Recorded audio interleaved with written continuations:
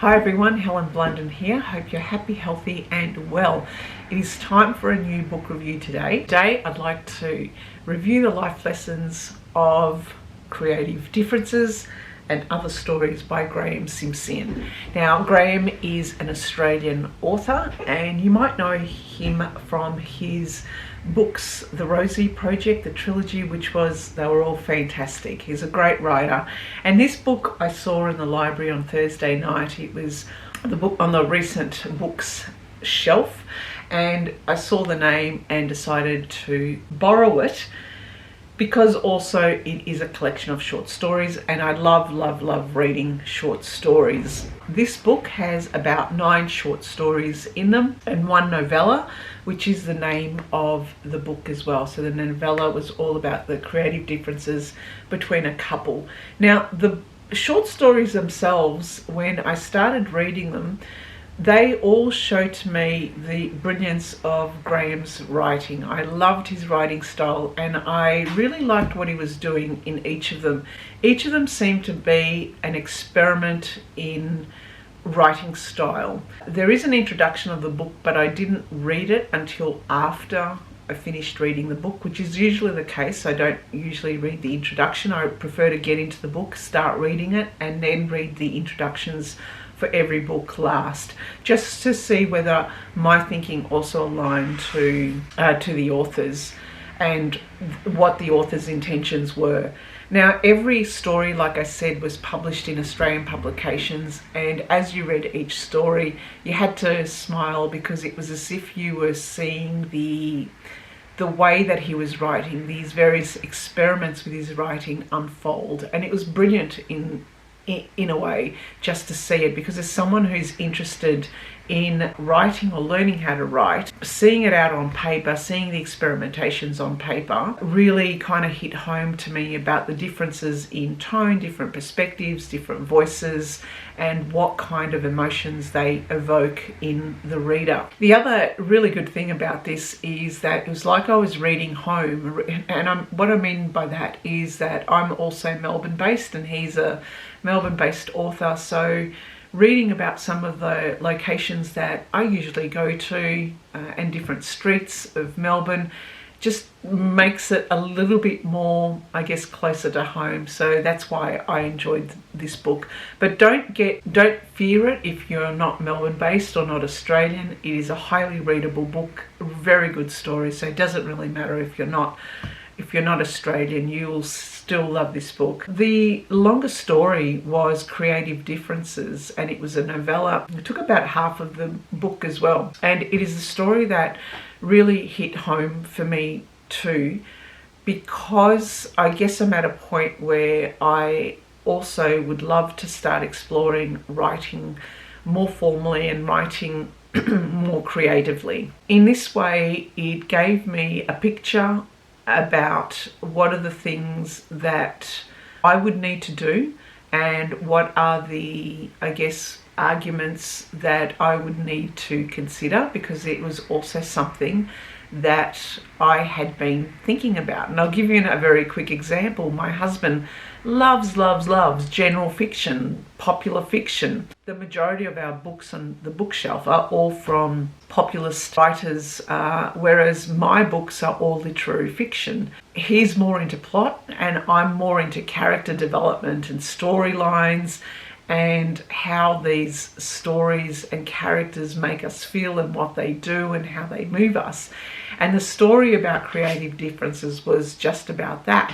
It was a story about Scott, who is a screenwriter. He had a screenplay and he wanted to make it into a novel, but he didn't have, I guess, the expertise to be able to do that. And his partner, Emily, is the writer and she is the wordsmith. She's the one who is a literary writer and who loves a novel and writing to be something that is able to move people and to evoke some kind of emotion, whereas Scott is thinking about it more pragmatically in the sense of marketing, in the sense of selling in the sense of being able to capture a reader's interest. And he has these techniques that he used in his movie making and the screenplays to be able to capture the storyline. And these screenwriters do this quite simply because it's their expertise. And so the creative differences were between someone who would want to write a book that actually sells and has more readers versus someone who wants to move people by the story and by the characters. And I really love the bickering back and forth between them because it was all about understanding another point of view. It was all about Emily being able to use some of the techniques that Scott was talking about to inject some kind of experimentation into her work, to think differently. At the same time, for Scott also to think about his reaction or his actions, how he is towards Emily, because he can be a bit overbearing at times. After all, he's a white Anglo-Saxon older male who seems to tell her exactly what he thinks or why it should be his way, which is, I guess we all know people like that in our lives. But at the same time, reading Scott's perspective of things, there were times where I thought to myself, there were some truth bombs or some jibes. Initially I thought that they were jibes, but at the same time I thought to myself, look at this, I'm exactly the person that they are talking about when they're talking about the people in their writing workshops as being middle-aged white women who want to write about their story and have something to say finally in the world, but they're all white. And I thought to myself, man, that's me. They're talking about me there. But I want to write a creative story.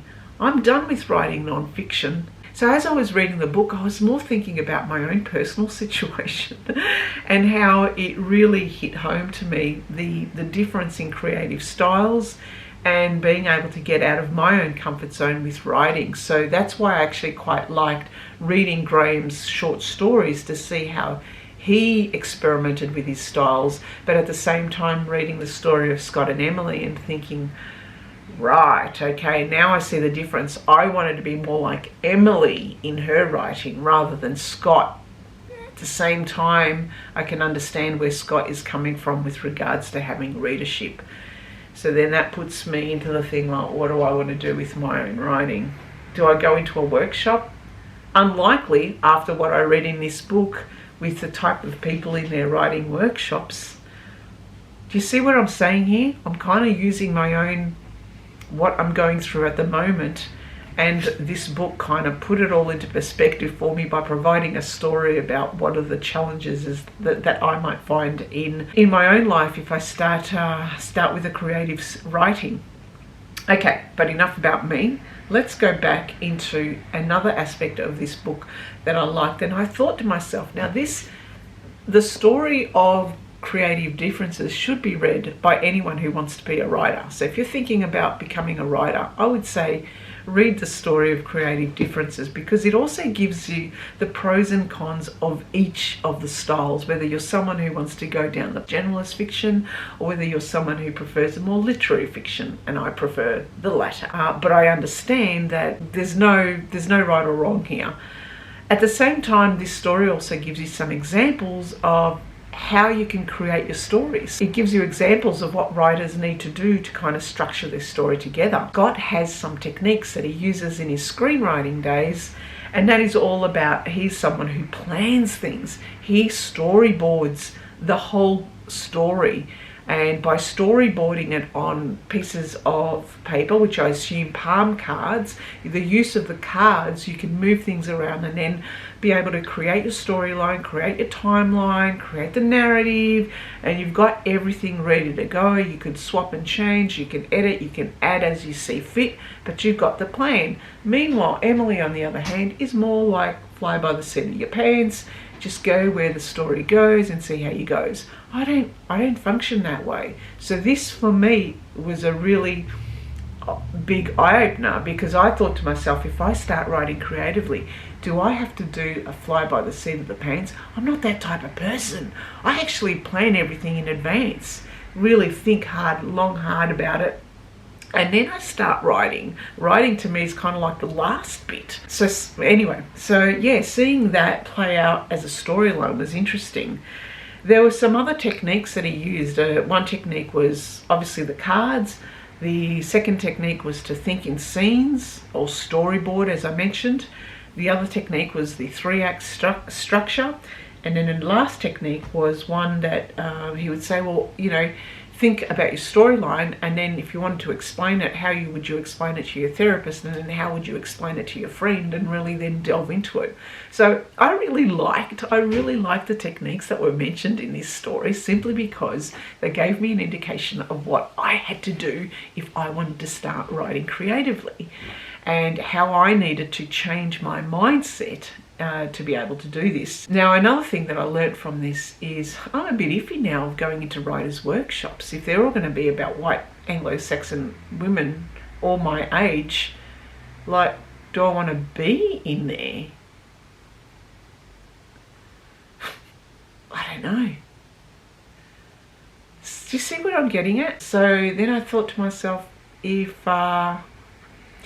I just really need to get out of my comfort zone and actually start writing. I thought Creative Differences was brilliant, and it was brilliant in the sense because it aligned to where I'm at this point in my life with regards to my thinking about writing and how and why I'm reading books, the structure of short stories, the experimentation of different writing styles, the moving from writing more non-fiction to writing fiction, the angst around what kind of storyline, what kind of person I need to be able to think like a writer, which is very different. And in all of this, I start to get scared in some way, but at the same time, I am compelled to experiment like Graeme did in his writing here in short stories. They are my lessons learnt from this brilliant book. I highly recommend it for those who want to start writing, or for those who just simply want to have a good read. So that is all for me right now. Thank you for listening, and thank you for watching. Bye for now.